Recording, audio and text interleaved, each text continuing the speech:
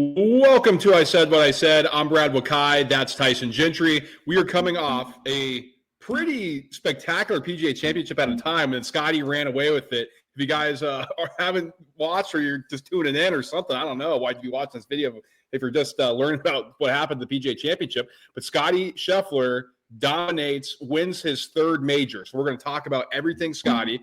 We're going to go through Bryson. This is a second tournament where he's had a chance this year in a major and hasn't been able to close. What happened with Jon Rahm? Is he back? Is the best he's looked since coming back from LIV or since going to LIV? How about Rory's No Show? And then kind of some other thoughts that we have permeating that coming off this second major of the year. But Tyson, I mean, what else is to say about this guy? We're going to say a ton about him, like diving into like his legacy and where we're at with Scottie Scheffler. But my goodness gracious, man. But he's the best.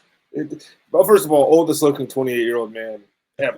Like, it's not even close. But one of the things that I think people might have got reminded of a little bit this week, just because the broadcast is talking about how far Rory hits a golf ball, how far Bryson hits a golf ball, Scottie can move that thing a little bit. And it was just like over and over, the 3-wood into the green to eagle and kind of start off the I'm running away from everybody at the end of the third round here, and we're just going to go eagle, birdie, birdie, and that's the way I'm going to close this thing out. But he's a robot. When it was tied at 9 under, you and I were texting earlier in the day, and you were like, Scottie's minus 20,000 live or whatever. Like, when it got tied up, there was still the only thought in my head was, like, I should go live bet Scottie to win the tournament. There's no way.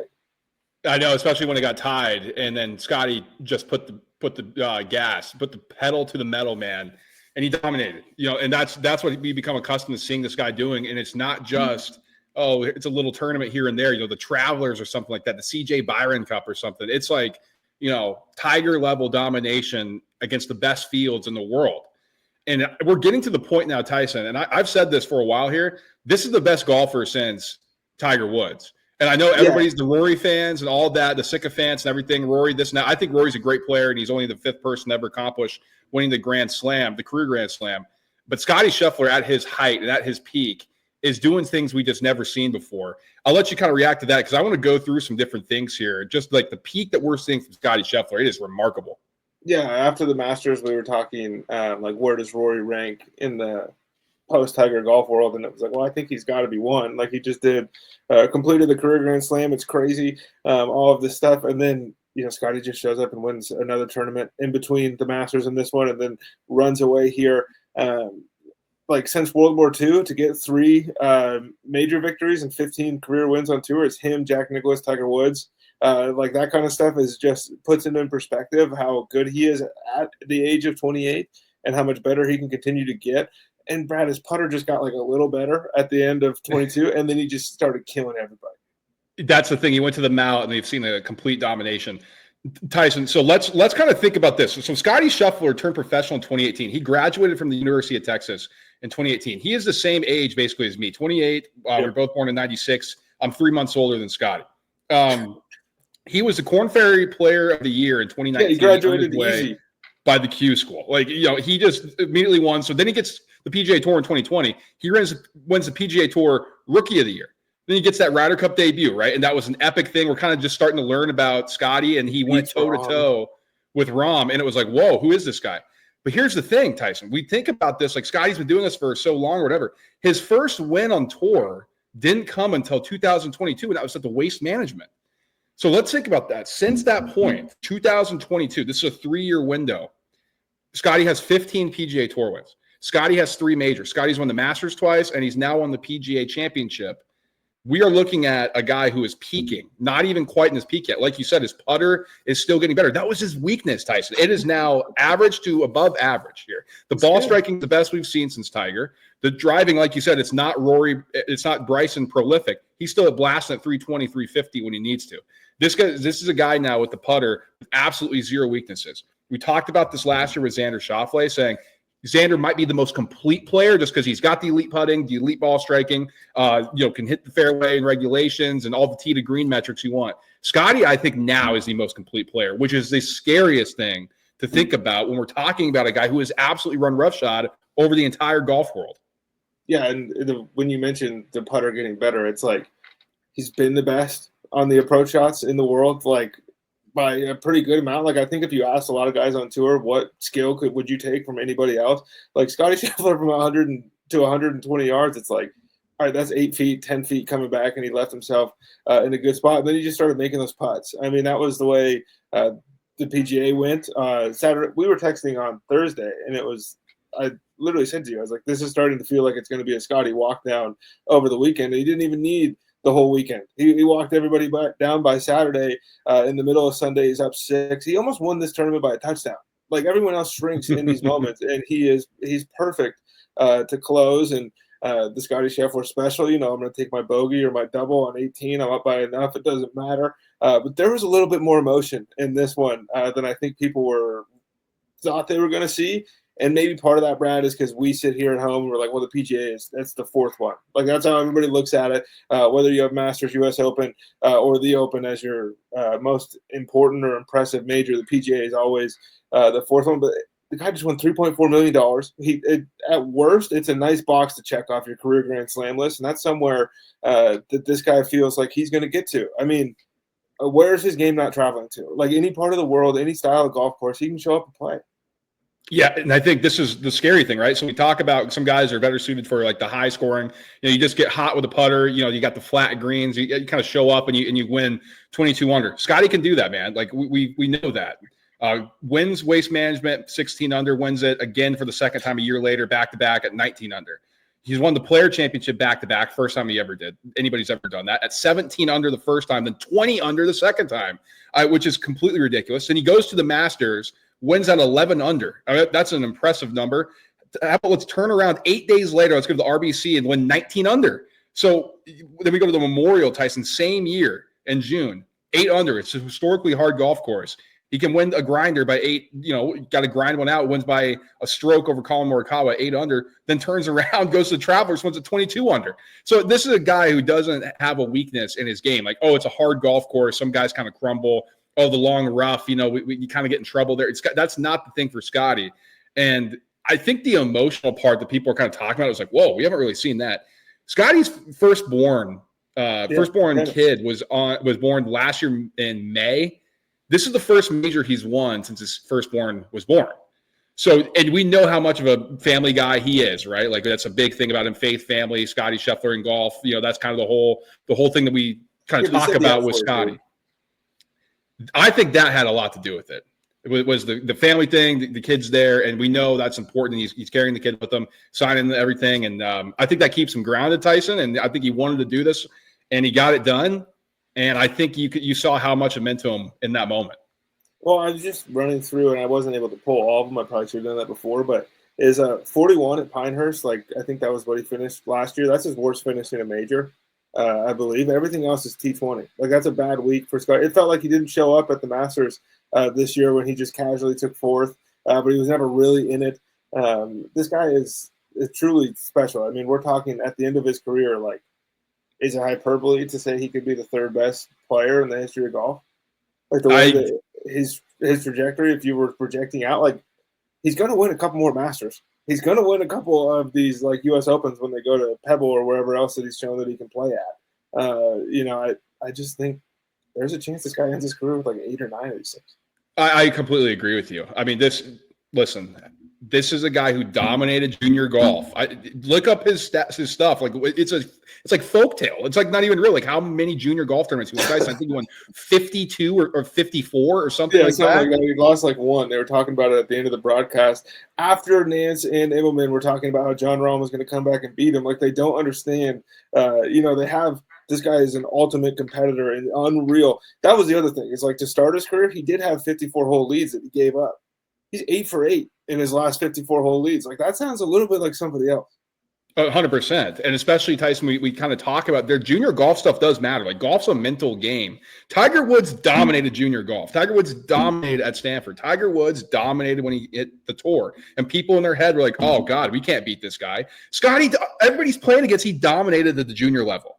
And now he's dominating on the PGA Tour. So in their head, they're like, oh, God, Scottie's just going to win this. He's already got a leg up on him. And it was like Tiger Woods. And if Phil Mickelson, we talk about him, he was the same way in junior golf. If it wasn't for Tiger Woods, we're talking about Phil in a completely different way. Same with Jack, same with Arnie, same with all the greats, right? If you have the leg up, then you have a mental edge. Scottie has that right now. I don't think that's going away anytime soon. And you talk about, is he going to get a career Grand Slam? I think he's going to win a U.S. Open. There's no doubt in my mind he will.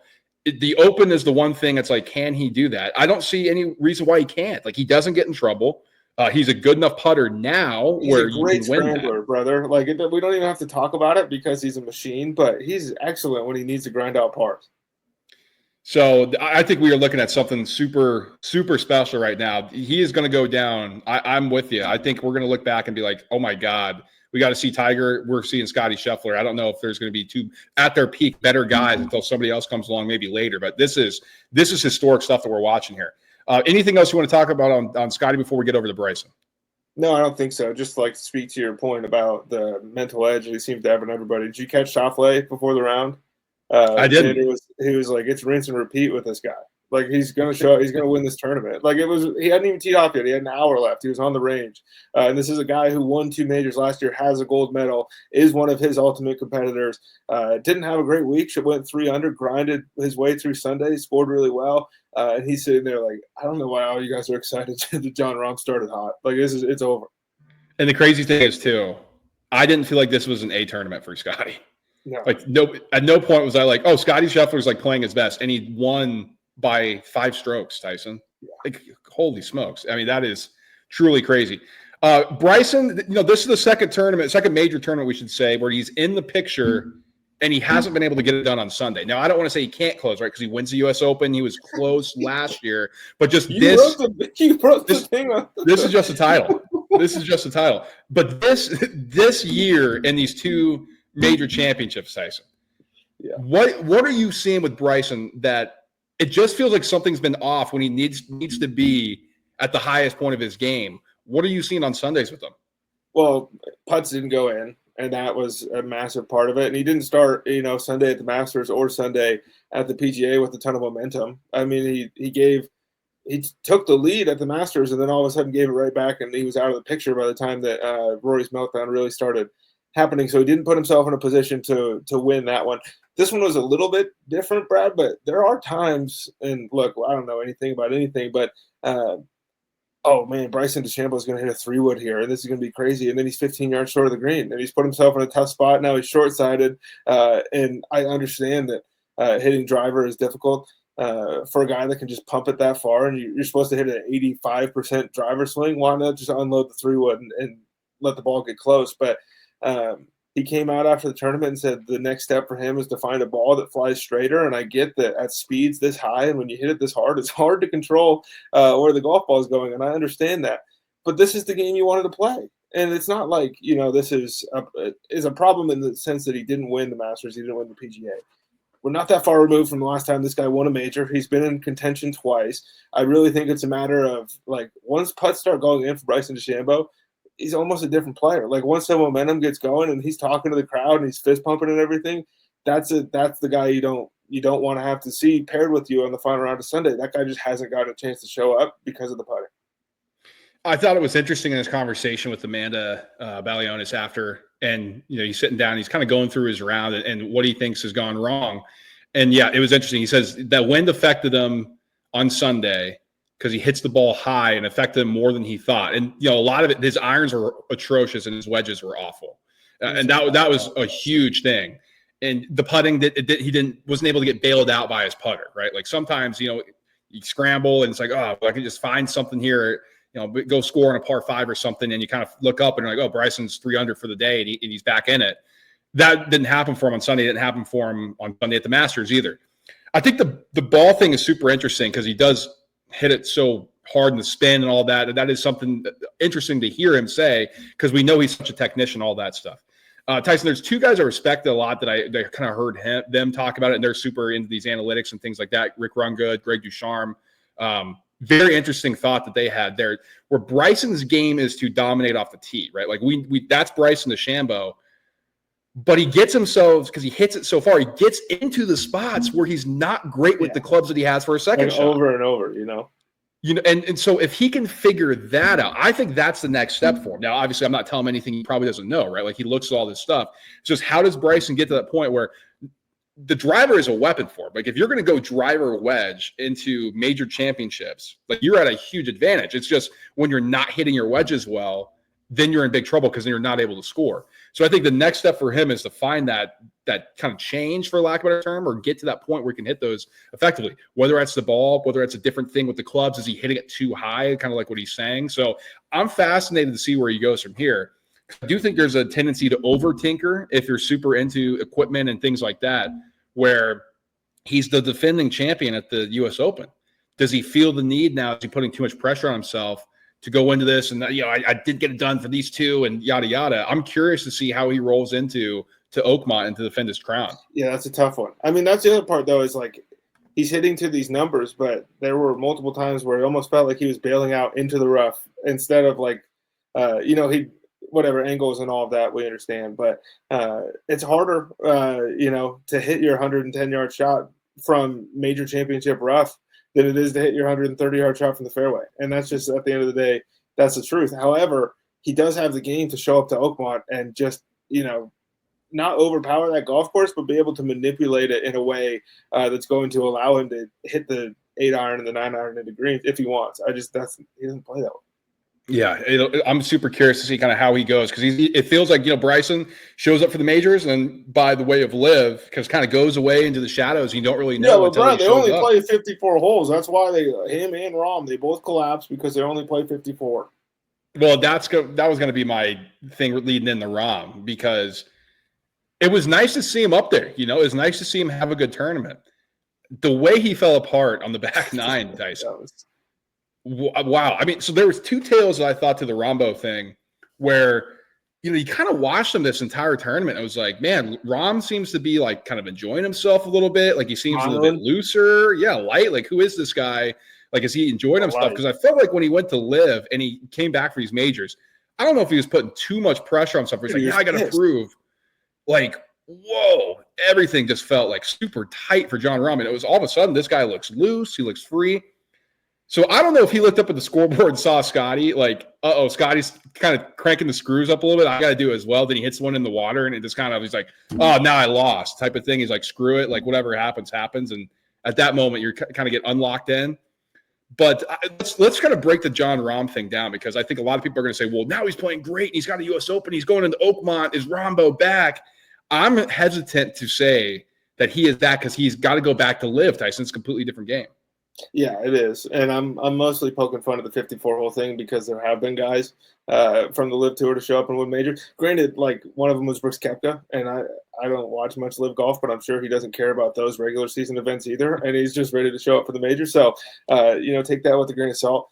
On Rahm, the bogey before the par 3 was kind of when I was like, oh, I remember that guy, because it was just like the world had ended, and I know he dumped one in the water, but at that point, like, you're chasing a guy, you're running out of time here. You have to make a birdie on a really tough hole, and that's the spot. Like, if he doesn't hit that ball perfectly, it goes in the water, and he took a chance, didn't hit it perfectly, but his swing looked a little better. Like, he looked more like Jon Rahm than we've seen him in a major championship since, he won the Masters, since he left the PGA Tour, and that was always good to see, and we love Jon Rahm and his game and all of that stuff, but there was a part of me, Brad, even when it was tied, it was just like, he can't keep up. Like, he's just not going to throw these scores down. We've seen him post crazy numbers on the PGA Tour, but it just feels like maybe that guy doesn't live there right now. And that was the thing, too, because it felt like we're getting vintage Rahm, right? Like, one of my buddies texted me, he said, Rahm's on a heater. And I legitimately, because Scottie had the case of the lefts, right? He's missing everything. I was like, boy, and I texted you, too. And I was like, Scottie's kind of getting a little trouble here. And my friend texted me, he's like, Rahmbo's on a heater. I said, he's going to win. Like, he this is the moment here where we've seen Scottie give away some leads. It has been recently in the past, but this is a major championship. If you get in trouble more often than not, you're going to get punished for it. And Rahm, it felt like he was playing his best golf at the right time, especially kind of heading into that back nine. When he didn't make a couple of those birdies, when it was right in the middle between he birdie and it was tied for the lead after his 11th hole, Tyson, I was like, ugh, that might have been the chance, because you can't leave strokes out there when Scottie, and he may not have figured it out. Like, we kind of bet that Scottie's going to figure out the ball striking. Yeah. You know what I mean? Like, you kind of know, like, at some point he's going to turn it around. Maybe it was the last round, so you kind of hope that he doesn't if you're in Rahm's shoes. But there's always a feeling that Scotty's going to figure it out, which he did. And for Rahm to kind of block those 2 birdie putts right and to miss those and not capitalize on those opportunities, at least to put some pressure, that's when everything went downhill. Is this a return to form for Jon Rahm? I'm with you. I thought the swing looked a little freer, a little looser. It feels like he's kind of figuring things out a little bit more because the schedule is a little bit different, right? When you're not going through the PGA Tour, and then you got the 54 holes, and you're doing the shotgun start. You got the music blaring, and you come here, and it's like, well, what's going on here? So I'm curious to see kind of what happens here when they go to Oakmont. Like, is this a guy that's going to show up and he's like, oh, okay, I kind of know a little bit more now. But it wasn't like he was great at the Masters, right? So it's not like he was contending there. And we're like, oh, Rahm again was close.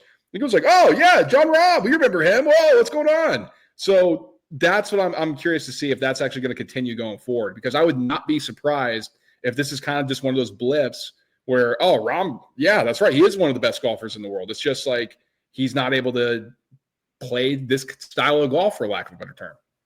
Nobody in the world remembers T8s at majors, and that just is the way it is. Like, we're going to remember that he was close maybe by the time we get to Oakmont, and then we'll remember he was close by the time, you get to the Open at the end of the year. The next year it's going to be like, oh, yeah, remember when Rahm went 4 over in the last 3 holes, and where did he finish again? Who cares? Because it doesn't matter. And that's kind of where he is. All that to say, like, this was a super weird leaderboard as far as, like, if you were watching for star power. There wasn't a ton of it at the top, but this was a hard turn. Like, the guys that got to play early on Thursday and Friday got a free pass into the weekend. They were putting up crazy numbers. Johnny Vegas looked like he had a chance to win the tournament for a little while, and then all of a sudden Saturday started, and it was like, oh yeah, this probably isn't going to happen. But strange tournament, weird scoring conditions, and like Rahm was did well to finish T8, but I'm not going to look at this and go, oh, he's on my ticket to win at Oakmont. So Rory No Show and Tyson, we did a Masters kind of breakdown. It was after the fact. We had an uploading error, at least, on my end, we had an uploading error. So it's not out there. So I want to just touch on Rory a little bit here. And I said after the fact that, everybody's talking about, oh, is Rory just going to go on an insane run here? And I'm like, guys, what are we talking about here? It took him 10 years to win a major. Now all of a sudden he's going to start rattling off a million of them. Like, can we just relax here? I was just blowing my mind, but I was seeing the discourse around Rory McIlroy. So, of course, everybody thinks, because you go to Quail Hollow and Rory's done so well here, that he's just going to blow everybody away. And he shoots a 74 in round 1. And he makes the cut by shooting a 69. Then he shoots a 72. I know the whole thing. He was randomly selected for the driver. So is Scottie. They had to go to their backups. Rory doesn't handle it well. Rory doesn't handle adversity well. We know that. I'm curious here, Tyson. Is this just a case of, I did think it was like a little too soon for Rory to be like, oh, I'm going to turn around after my career accomplished it. The one thing I ever wanted to win at this point for the past 10 years, I finally did it. Like, turn around then and try to get up for a major championship, even if it's a place, like, it was always going to be a tall task. What does he look like at the U.S. Open? What does he look like at the Open? Because he's going to be a popular name. He's going to be a popular name for the next 2 years here. I don't know what we look like in 3. People will probably still be betting Rory, of course. But this is the window, right? Like, this is the best that Rory's ever played from a metric standpoint, from those advanced stats, tee to green, all that, strokes gained, all that good stuff. This is a little bit disappointing, I think, if you're Rory, because this is one, Tyson. I think if you're like, I can win 2 this year, this would have been the one that you circled. Now, that's not to say you can't do it at the other 2 courses that we're heading to for the majors.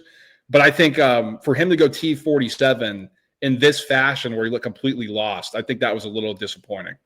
Yeah, I mean, the human element here is not – there shouldn't be lost. Like, it's hard to get up and, like, all the pressure in the world is finally lifted off your shoulders. Everyone wants to talk to you about everything all the time anyways, and then this happens, and now everyone wants to talk to you even more. I'm sure the dude's exhausted. Like, he denied media availability the whole week, which you can get into if you want. I don't care. Like, I understand people are mad because he's – Jay Monahan at one point made him the de facto commissioner of the PGA Tour, and he's been doing these interviews nonstop for 3 years now. But the other part is, like, I don't need to hear from him. The guy shot 74 today. What do you think he has to say? I don't think he's pumped. He's not pumped that the face on his driver was too thin. Or Rory would have given us a funny quote about how only a third of the field was tested, and how it's junk. And I kind of agree with that sentiment a little bit too. But At the end of the day, dude, he didn't win a major. It's one of the hardest things to do in professional sports, if not the hardest thing to do as far as like individualized sports. Winning a golf tournament is crazy difficult. And so I'm not, kicking the guy when he's down or anything like that. But there was a little piece of me when he fired 69 on Friday where I was like, he might go 66 tomorrow, and then we've got ourselves a tournament. That would have been something. I think there would have been a little bit more oxygen. But yeah, I mean, it was an interesting tournament for Rory. Let's kind of close here, Tyson. Just some other thoughts we have coming out of our second major of the year. The first two that stand out to me is Victor Hovland, T28. Dude, that was an amazing way to close the tournament for Vic. Was he 3 over, 2 over through like 9 on Sunday? I don't know. He was disappointing because he was freaking in the top 20, and that was the bet I took. And all I needed was him to freaking par out, and he goes bogey, and he misses like an easy tapper. I'm like, dude, come on.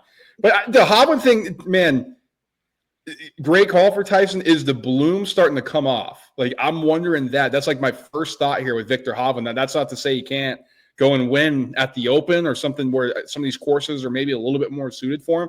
But that's my first thought here with that. And then the other thing here, Ludwig Aubert, this is a guy, he was just great at the Masters, Tyson. It's just, is it only at certain golf courses where we're going to see the domination from Aubert? And maybe that's just putting him in the box too soon. He's super talented. Maybe he just needs a little bit more. But I just feel like there hasn't been like that next step that we were expecting from him, right? Like he won that one tournament in the fall. Does anybody really pay attention to fall golf courses? After the major's done and you kind of roll into that second season.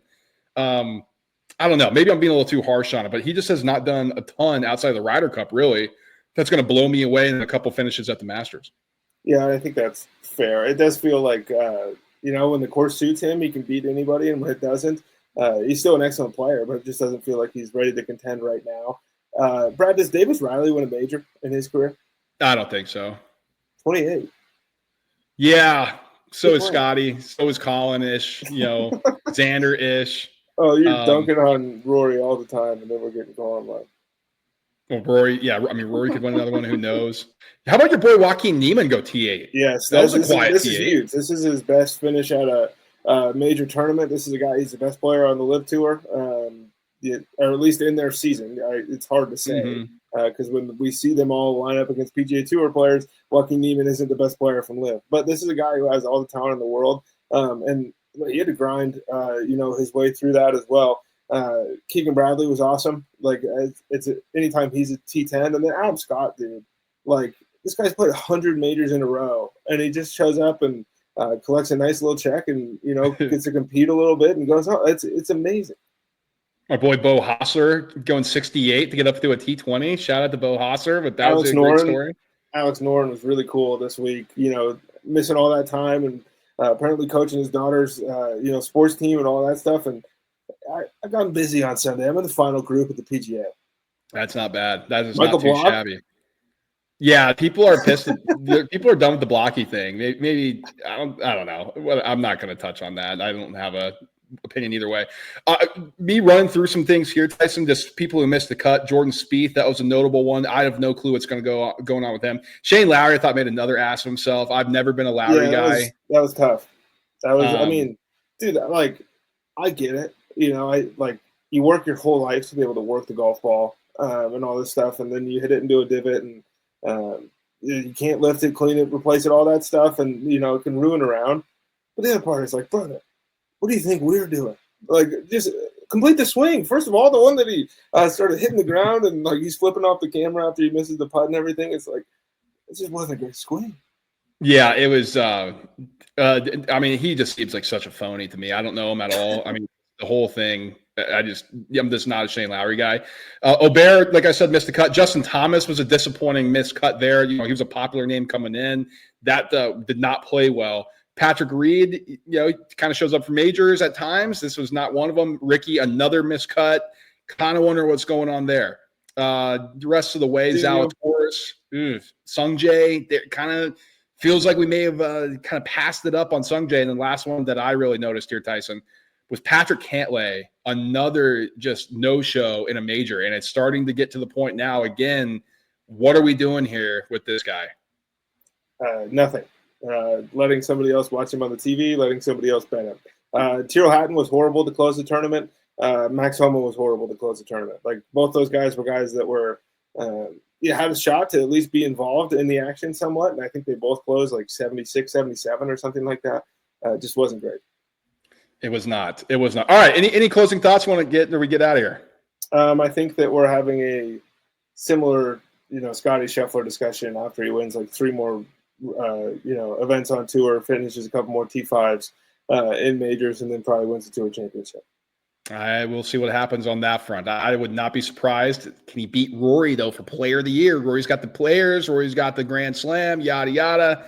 We'll see what happens. Like, subscribe, and share the show on the way. Let us know what you think of this discussion, right? Is he going to be welcome to the Hall of Fame, Scotty. That's what I would say. All golfers with 3 majors are in the Hall of Fame. There we go. Scottie Scheffler in the Hall of Fame. Can Bryson do it? That's what we're wondering. We'll preview the U.S. Open, all that good stuff. We'll react to the rest of the big things that are going on in the world of golf. We got basketball things, all that. Football's around the corner. We got you covered on every front here. So stay subscribed. Don't miss a single thing. Smash that like button on the way out. We'll talk to you guys soon. Peace.